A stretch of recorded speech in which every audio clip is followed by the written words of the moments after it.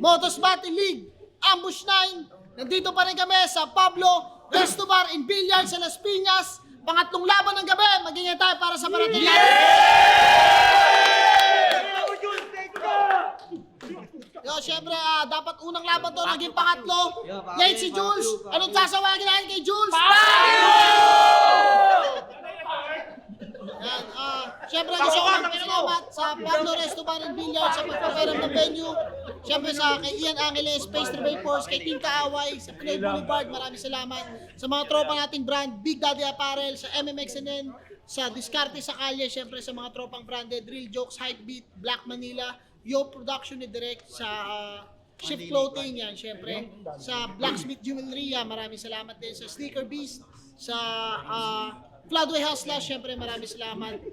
At yun, at sa iba pa mga tropa na suporta sa atin. Pero ito, laban to sa kanan, galing pa ng Pandakan, Manila. Let's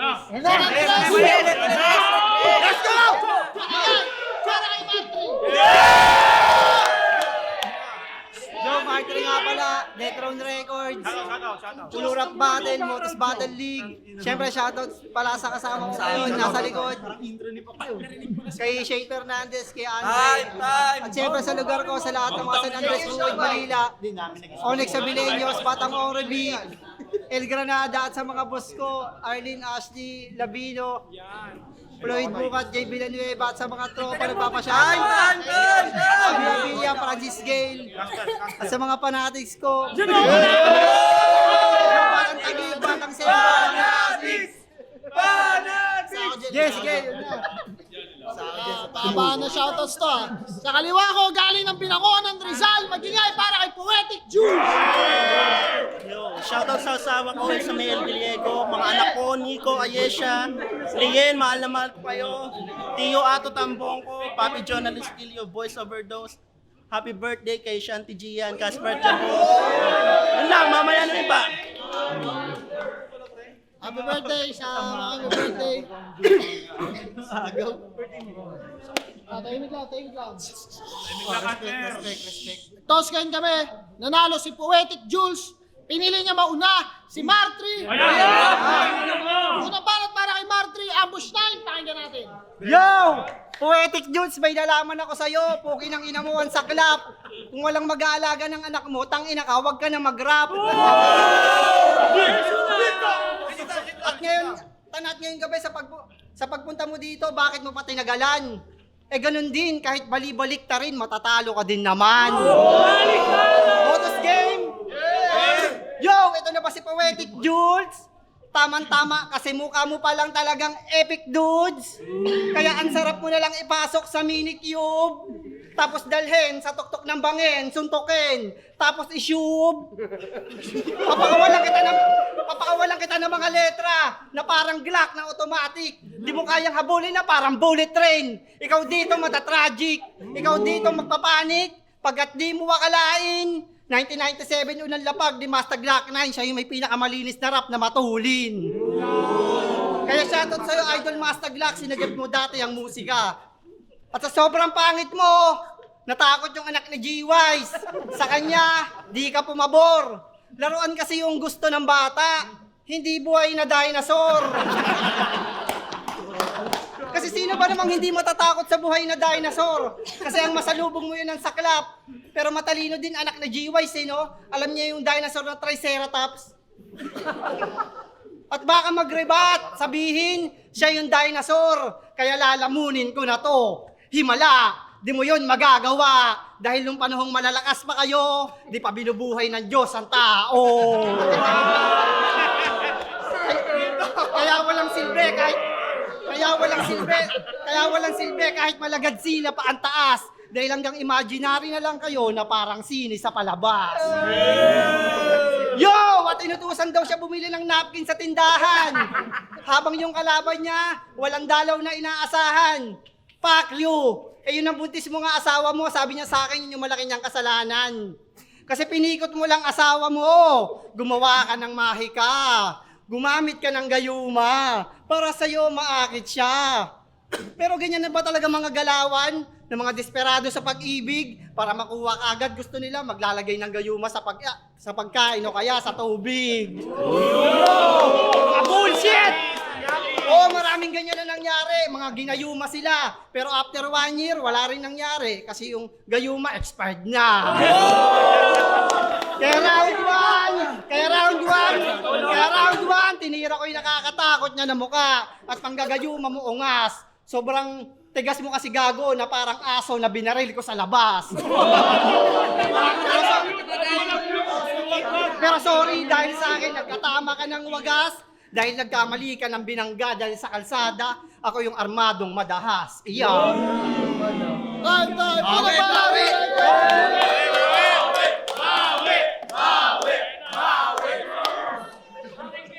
Yo! Oo, late ako. Alam kong ikay ngangawa. Pinagbigyan lang kitang huminga ng malalim kasi mamaya hindi mo na yan magagawa. Yo! Yo! M-Site! Halika nga rito. Ako na lang lagi nagdudusa sa pagkakamali mo. Babalag naman ako kahit na kanino. Kaso tinatapat mo sa akin grabe mga tipo. Kundi galing ng presinto, adik na aktibo. Tapos ngayon, Martry, ang tali-talino. Real talk! Indikasyon ni Martry sa kulturang to ay mahirap nang i-replicate. Yung halos 4 na dekada ng buhay niya dito niya na dinedicate. Magaan laman ng utak pero yung gutom niya pang heavyweight. Nagpatuloy sa karera kahit yung heartbeat niya malapit na sa deadly rate. Walang masyadong isip pero sinubukan niyang mag-meditate. Finally, yung knowledge niya unti-unting nag-elevate. Yung baliktarang daga at agad sa utak niya nag-penetrate. Na-discover niya yung anagram sa murang edad niyang 38. Kasi siya si Martry. Isang battle MC na kung usapang pagiging magiting na henyo. Siya'y gumagawa ng sarili niyang kwento. Walang nagiging katerno, ang nasiping kwaderno. Buong-buong kumpiyansa pero walang sining ang berso, wala sa rhythm at tempo. Baliktaran niya kakaibang napiling disenyo, kaya niya mag-wordplay na walang meaning pareho. Matalino na mga rap battle fans ngayon, kaya sa mga ganyang banatan talaga may magko-complain. Lalo na pag ang linyahan mo pang bobot lame na magaling na agad basta nagwo-wordplay na moron way. Kaya ito sample ng Motus Game? Game! Aking negosyo, tila kami-hami, malakas ang wave kahit common day. Kasi circle ko'y binuo ng puwersa ng community. Gokong way. Goku?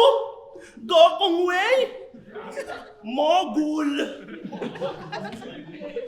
Mapa high school o battle rap, merong ang flop rating. Mapa high school o battle rap, merong ang flop rating. Sa sobrang hina mo sa exam at task making, ikaw lang nagdo-donate ng floor wax tuwing last grade. Yung utak mo hindi pa rin dumadaan sa upgrading. Hanggang ngayon, di mo alam ang pakiramdam na may smart shaming. Di ka na na-develop. Pag noob pa rin yung movement, sa summer class ka lang nakakaranas ng room for improvement. Pero kudos sa'yo, Mart. Ang sipag mo na mula high school. Patunay ang paulit-ulit mong summer class. Lagi kang angat sa klase kasi palagi kang ina-uppercut. Tapos hustle mo ngayon, nagbebenta ng kung ano-ano at battle rap. Kasi no choice ka, nangingibabaw sa'yo ang pagiging undergrad. No choice ka pag nangingibabaw sa iyong pagiging undergrad. Kaya kahit maging hands-on ka sa application of job, wala kang upper hand. Hindi ka may sasalba ng live battle. Disclaimer, hindi ko sinasantabi ang hirap ng mga freelancer at may side hustle. Ba? Mabigat ang kanilang responsibilidad. Hindi yan light matter. Pinangangaralan ko lang ang tulad mong makitid ang mentalidad in a wide manner. Wala ka sa data ng PSA.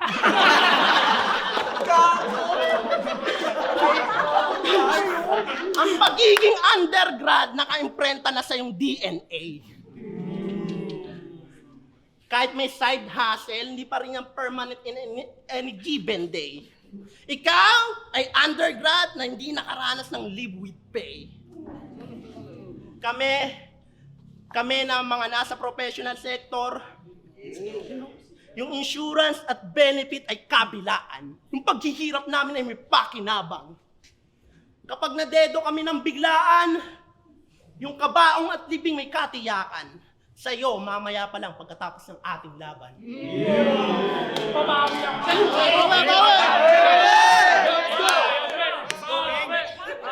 Putang ina, tinitira pa yung diskarte ko.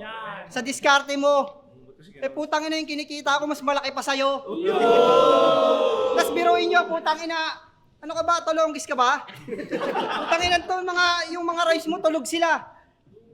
Putang ina, tinatawanan nyo to, mongoloid na rin kayo. Putang ina, ita real talk, di talaga ako ginanaan sa'yo, tol. Matik, nagsulat ka ba? Nagsulat ka ng puro ka mongoloidan mo? Ha? Yung mga tira-tira mong diskarte ko? Libo-libo kinikita ko, mga buwakan ng ina mo. Hindi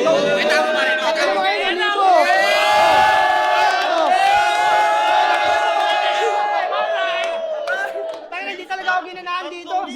Putang ina yung mga sinasabi ko niyang salita, pinag-aralan na yan dati. Putang ina mo, kumain ka na lang ng tae. Kaya, hindi ko na-ispit yung ano ko. Tulong is round 1 pa lang, putang ina, kakain ka na eh. Hindi siya pag-ano, hindi nga. Oo, hindi nga.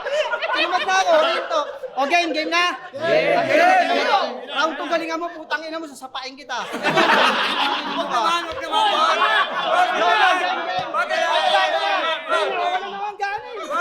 Yo! Yung laban niya kay Harmay, puro siya pansisita ng linya at pandodroga ng tao. Lakas mong hamakin na nagdodroga sila, magkajamin kayo ni Kido. Kaya wag mo kaming gagawin tanga ka. Kasi yun lang ang magagawa mo dito. O nanunuyo, namumutla, lumalaki mata, o positive, nakatira, 200 piso. Real to, kaya ikaw yung nagsasyabo. Kasi halata sa kilos at itsura ng muka. Ikaw dito mabibira. Hindi ka na nagkakakain. Kasi araw-araw palumpaluto tang ina. Pero wag ka nang umasa. Na kapag kumuha ka, paldo ang madama. Dahil sa panahon ngayon, nasa kantala lang ni Idol Mot ang panalo ka sa. O nagsasyabu. Magkajamin kayo ni Kido. Panalo ka sa. Di ko na kailangan explika. Dahil alam na ng tao na poetics, nagsasyabu ka. O puro siya ba yung angle? Para maalog na to at maisipan na magbago. Kasi sa bukod sa adikto, real talk, meron tong flip-top MC na tirantado. Nababaliw ka na ba? Kasi sa rap battle, yung mga linya mo, iyong kinundi na. Julius Sinon aka J. King, oo, sarili niya, doon niya kinumpara. Kaya nung nalaman ni Idol J. King yun, halos sa'yo mairita. Kasi kung ikaw lang papalit kay Idol J. King, buha ka ng ina mo ka! Kasi si Idol J. King, nag-click lang na! At million views yun kada battle. Ikaw, hindi ka pa nga sikat kung makakapit ka sa tao para kang UFC fighter. Tangina mo at si J. King, nag-wishbust na at marami ng kontratang pinirmahan. Kaya kung kay Poetics at kay Idol J. King lang, kita naman namin na malaki ang pinagkaibahan. Kaya tapos na yung peke mong paandar. Sa akin ngayon kalulubog. Di natatagos yung mga galawan mo na may istilong pangambog. Papaluin kita sa ulo hanggang yung ulo malamog. At pag mahangin talaga na tao, dapat lang dyan binubugbog. Kaya bugbog sarado tong bayabas. Sa awit mo na galawan, ako ang siyang tatabas. Ngayon yung mga salita mo na ginagamit sa'yo, akin namang ipaparanas Ngayon ako naman na magsasabi na mas magaling ako kay Looney. Para sa akin, di ka na makatakas! Yo! Anong pakiramdam na nayabangan? Tinadamdamin, tinapakan. Guro ka pa naman pero lumalabas sa bibig mo, kalapas tanganan. Kaya Poetic Jules, magbago ka na, baka mabarili kita sa ulo. Kaya Poetic Jules, magbago ka na, baka mabarili kita sa ulo. Kasi sa lahat ng MC na guro, okay sa akin. Sa ilang di ako saludo. Kasi kupal na tao. Lahat gagawin para masabi na mahusay. Tandaan mo magkaiba ang may daladala na respeto. Sa mahaba lang ang sungay. Tangina mo at tandaan mo sa mga battle ko, palagi akong talo. Tangina, ingay nyo kasi. O iba-iba yung may dala na respeto sa mahaba lang ang sungay. At palagi akong talo. Pero parang baliktaran lang yun kasi sa huli sa akin bumabalik ang pagpupugay. Kaya rounds mo na, tangina mo. Spit mo na yung mga linya mo na akala mo malakas. Kasi sa sobrang kupal mo sa liga, naging mongoloid ka na ungas. Baklas, galingan mo!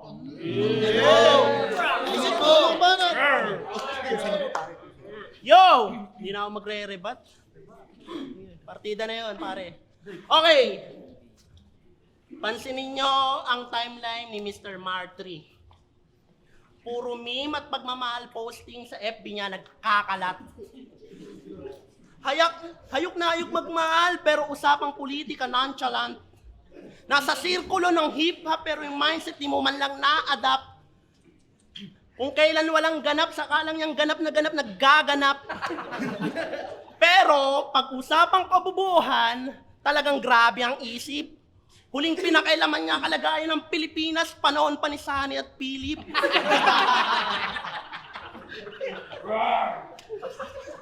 Habang kami naghahangad ng hustle at malaking savings, si Martry sa FB, kadel ang tanging cravings. Habang kami naghahanap ng pagbabago, si Martry sa FB, looking for tamang tao. 38 ka na po, kung di mo ba natatandaan. Yung presensya mo sa battle rap at sa FB, hindi pa rin namin nararamdaman. Yung pagiging concerned citizen mo, hindi mo pa rin nagagampanan. Ganito yung tipo ng tao, puro palpak na nga, sasabihin pa, uy, hayaan mo yan, problema lang yan, lahat malalampasan. Paalala lang, Manong, hindi ko sinasabing mag-planking ka bilang protesta. O sa gate ng Malacanang ka rumekta, makisigaw sa rally at umextra. Hindi ko lang maatim na sa edad mong yan, hindi pa rin gumagana ang iyong konsensya. Paalala lang, Manong, valid ang emosyon ng lahat o kahit kaninong emosyon. Kung concerned ka talaga, wag mong iwasan yung matalinong diskusyon. Maiba na nga, ayokong buong round ko dito lang ituon. Hindi naman ito mag-eget si Martry na mahina ang sentido komon. Kaya maiba yung viral mong laban sa pulo.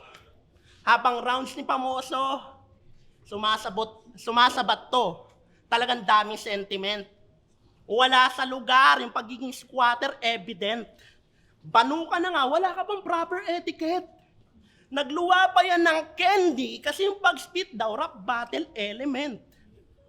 Speaking of pulo, sa lahat ng liga, ang pinaka-dedicated ay ang Pangulo nyo. Grabe yung hassle. Siya na nag-organize, siya pa yung nanggugulo.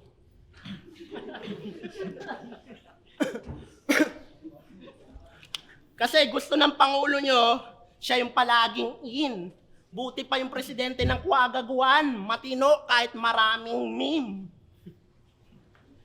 Si Rayan, si One Life, si Boss JJ, si Beatroom, si M-Site, mga host at organizer na maayos sa yung tumatanggap. Hindi kagaya ng Pangulo mo, habang rounds mo walang respetong sumasabat. Yung mga pangalan na nabanggit ko, mga disiplinadong gumaganap.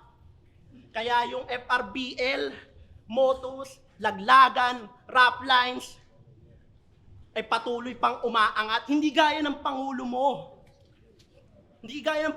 Imbis na rapin yung problema ng liga, siya pa yung problemang humaharap. Kung estudyante kita, paulit-ulit kitang ibabagsak.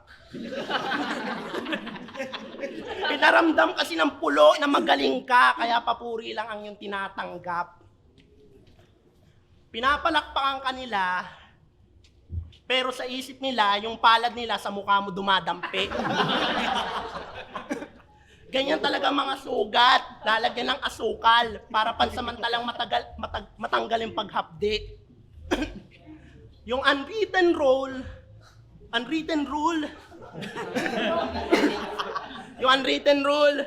na react accordingly.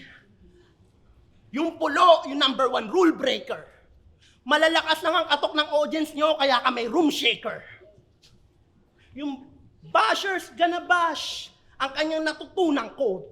Nagluwa ka na ng candy, nilulunok mo pa rin yung pang-sugar code. Nagluwa ka na ng candy, nilulunok mo pa rin yung pang-sugar code. Wag ka! Ito mapait ang katotohanan, Mark, kaya wala kang fan base. Sa entabladong ating ginagalawan yung katulad mo pang backstage. Hindi ka mabenta, Mark. Lagi ka lang available. Ikaw lang yung Mark na hindi marketable. Kaya tuwing may labang ka sa poster, imbis na pambili ng ticket, biglang need i-budget. Walang interest sila sa'yo, kaya hindi masatisfy ang given target. Puro ka ng bento sarili, hindi mo alam yung hidden aspect. Hindi ka alpha mark, kaya taob sa may bigger market. Para kay Mark 3. Tangina mo, ano ka ba, nag-rap ka ba? Hindi ka nag-rap, nagpayo ka lang. Pero di mo na ako dapat payuhan. Alam ko na yan. Tangina mo ka. Sabi ko, galingan mo. Di mo ginalingan talaga. Nagsulat ka ba? Busy ka lang ata sa pagtuturo mo sa mga iba. Tanginan ko talaga, hindi ako ginanahan dito. Wala to.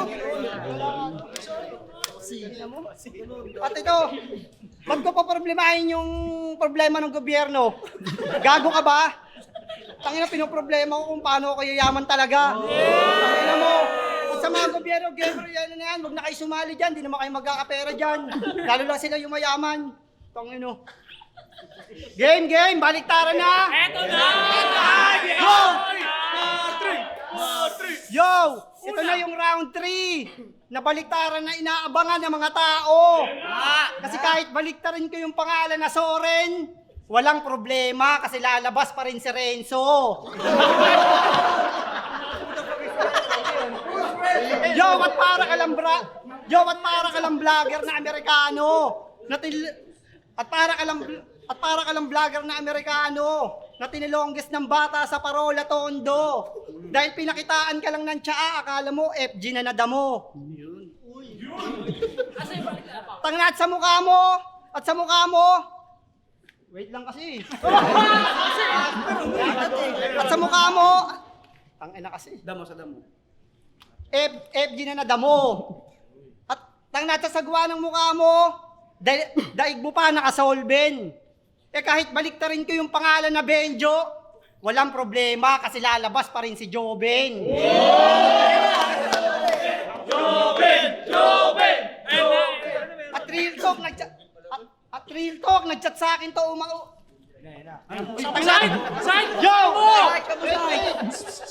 Yo, at real talk, nagchat sa akin to, umuutang. Aba, magaling ka, master. Ano yan, pag-send ka agad ng Gcash sa'yo, agaran, mag-i-scatter.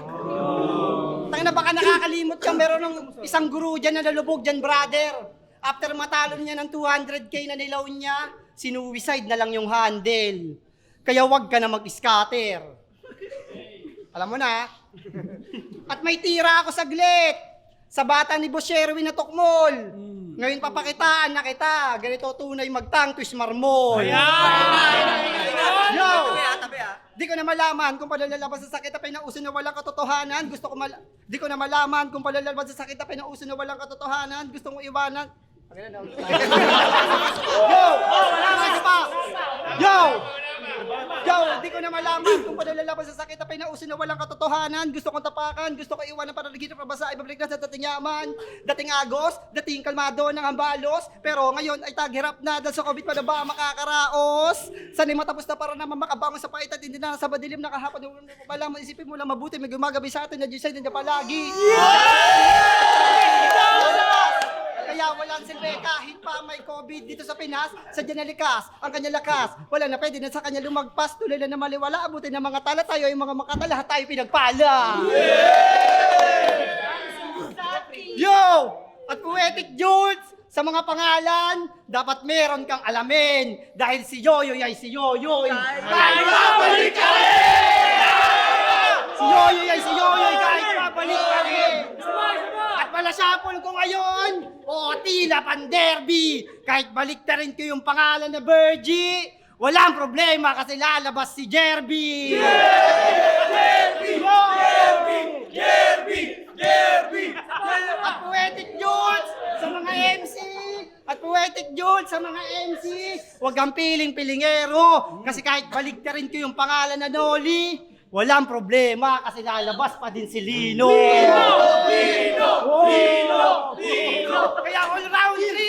Kaya all round 3! Panis yung Poetic Jules! Sa sobrang lakas ko! Sa dami kong pinalabas na pangalan! Ano? Ano palabas mo?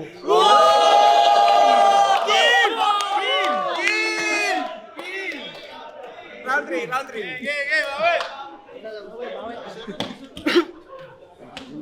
Yo! Bawi. Galing mo, OG1. Kulit niya ito, si Ghostwriter, si OG1. Hindi na ako magre-rebat. Partida.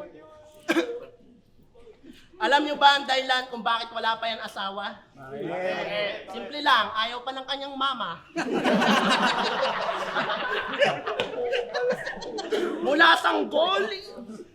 Mula sanggol, inaruga hanggang matutong gumapang. Tsinaga kang alagaan kahit pagkatutoy bumagal. Hindi matago ang ngiti sa una mong pagtayo. At natuto ka na rin lumakad, simbolo ng mabagal mong paglago. At di kalaunan, nakahanap ka ng kalaro. Kaso kulelat ka at bano. Kaya umuwi ka ng bahay at umiyak ng patago. Kinarga ka ng iyong nanay at mga mata niyo'y nagtagpo. At sinabi, anak, mahal na mahal kita. Pag 38 ka na, huwag ka sa aking lalayo. Ginang Melinda! Alam kong mahal na mahal mo ang bunso mo. Kasi dating konsumisyon, ngayon nagbabayad na nga. Dating konsumisyon, nagbabayad na ngayon ng konsumo. Pero gets ko naman ang iyong punto. Mahirap talagang i-market kapag may damage na ang produkto. Ikaw naman, Martri, matanda ka na. Hindi ka pa liberated. Yung mama mo parang ginawa kang AI generated. Ganito yung prompt sa'yo. Chat GPT. Bigyan mo ko ng anak na hindi nagre-reklamo. Pagtulong sa akin, lagi na-eengganyo. Yung hindi maghahanap ng kasingtahang itatanan. Yung mundo niya ay sa trabaho lang at sa tahanan. Yung bibilan ako ng mga gamit na magarat brand new. Yung determinado at may kasamang value. Yung mataas mangarap at higit sa lahat may mababang IQ. Higit sa lahat may mababang IQ. Pero seryoso, Martri, bilang anak, hindi ka lang niya investment. Isa ka rin niya sa buhay na property. Pero maiba, base sa aking mabilisan na pagsuri, lahat ng anggulo sa iyo, puro paninira lang ng puri. Totoo, nisiraan niyo to. Dahil, hindi ka mongoloid, hindi ka autistic, wala kang Down syndrome.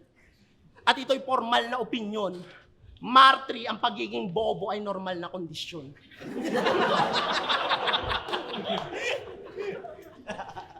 Oo, Wala kang autism. Hindi para ikay purihin. Dahil mas nakaka-insulto sa tunay na may autism. Ang mga autistic, para maging productive sa daily activity, therapy ang remedy. Ikaw, yung utak mo para maging ganap na entity, kailangan ng idaan sa surgery. Ang mga autistic, may sensitivity kapag yung ingay, malakas yung intensity. Ikaw, hiyawan at palakpakan nila ang iyong energy. Ang mga autistic, alam yung salitang integrity. Ikaw, dense ka lang, pero yung utak mo, walang density. Wala ka ring Down syndrome. Kasi yung mga may Down syndrome, affectionate sa kapwa. Ikaw, lagi kang galit, yung temper mo pang bata. Sila, pag nagabayan ng tama sa trabaho, kitang-kita ang panata. Pag nakasama mo sila sa trabaho, ikaw yung magmumukhang kawawa. Kaya may kumpara ka sa mga may Down syndrome, hindi nagme-make sense. Wala kang sobrang chromosome, kulang ka sa brain cells. Kaya mga kapwa ko battle, MC, alam ko magkakaiba tayo ng paniniwala. Pero ang idamay, ang mga may autism, may Down syndrome, ay never magiging tama. Si Martri na lang! Si Martri na lang ang ilagay nyo sa inyong tema at obra. Dahil ang maikumpara kay Martri ang pinaka nakaka-insultong metapora. Pinaka nakaka-insultong metapora. Dahil ang maikumpara kay Martri ang pinaka nakaka-insultong metapora.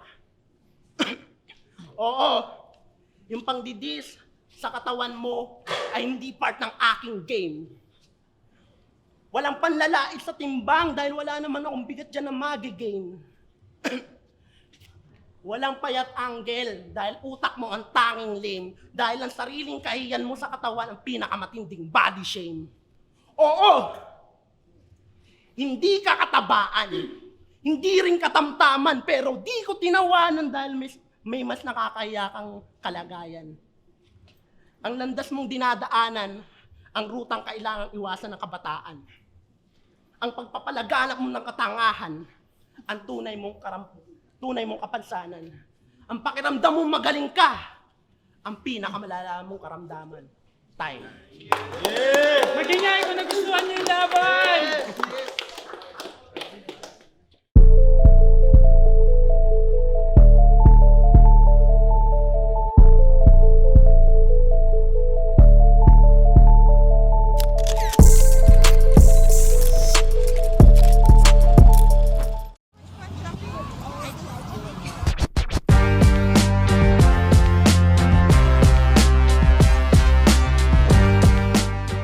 Motos Battle League, Ambush 9, Martri versus Poetic Jules. Kung nagustuhan nyo, magingay pang isang beses para sa kanila. Siyempre, gusto ko magpasalamat sa Pablo Restobar sa pagpapairam palagi ng venue. Siyempre sa mga tropa natin, Crown Manila, maraming salamat. Big Daddy Apparel, Floodway Hustlers, MMXNN, maraming salamat. Pero yun, ang boto ng Urado, 3-0, magingay para kay Poetic Jules. Shoutouts naman. Thank you. Alam naman ni Martin yung totoo nun. Shout out kay Joshua Villegas, Jasper Kakanindin, Jomar Murada, Rael Policarpio, Erjan Di Vera, Justin Pastor, Tito Aton Friends, Direk Bergie at Ship Floating, Kiasmus, Gerardo De Guia, Pong Kagil, Joshua Burgos, Kedo, Eliadis, Liidis, Ragnil R.A., Ivan Moralio, RNS, J-Max, Justin Arnado, Legit TV PH, Judge Ginan, Lomboys Palangoy, Val Joseph, Mr. Bully, Sean Kemp, Madriadaga, Shen Quality Control, happy belated birthday, Sir Aralar, birthday niya nung June 4, Benji Mercales at Was Good, Eman Pangan. Yo, thank you. At si Vicente na gwapo.